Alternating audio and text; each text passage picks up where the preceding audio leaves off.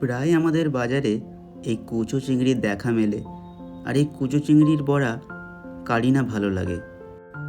চলুন আপনাদেরও দেখাই আমি কেমনভাবে এই বড়ার রেসিপিটা তৈরি করি। প্রথমেই চিংড়িগুলোকে ভালো করে ধুয়ে সামান্য পিষে নিয়েছি। এরপরেই দেখুন কি করতে থাকি।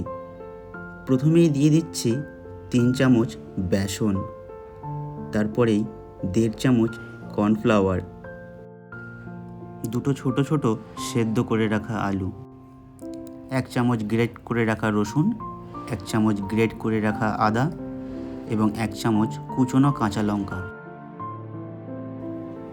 এরপরেই দিয়ে দেব 3 চামচ ছোট ছোট করে কেটে রাখা কুচনো পেঁয়াজ। এরপরেই চলে আসি গুঁড়ো মশলায়। দেব 1 চামচ শুকনো লঙ্কার গুঁড়ো, 1/2 চামচ ধনিয়া গুঁড়ো, 1/2 চামচ জিরে গুঁড়ো, স্বাদ অনুসারে নুন এবং 1 চামচ হলুদ। এবারে দুটো ডিম দিয়ে ভালো করে মিশ্রণটাকে মিশিয়ে নেব।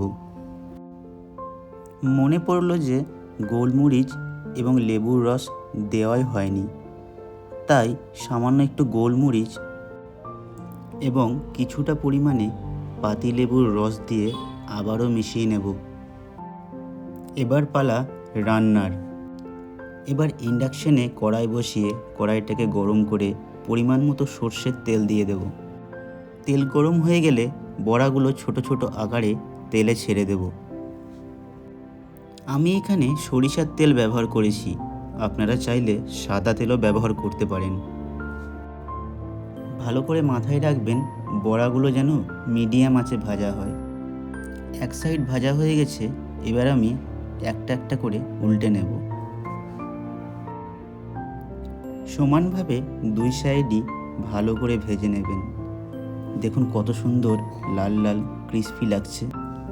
ভাজা হয়ে গেছে, এই মতো অবস্থায় বড়াগুলো আমি একটা একটা করে তুলে নিচ্ছি।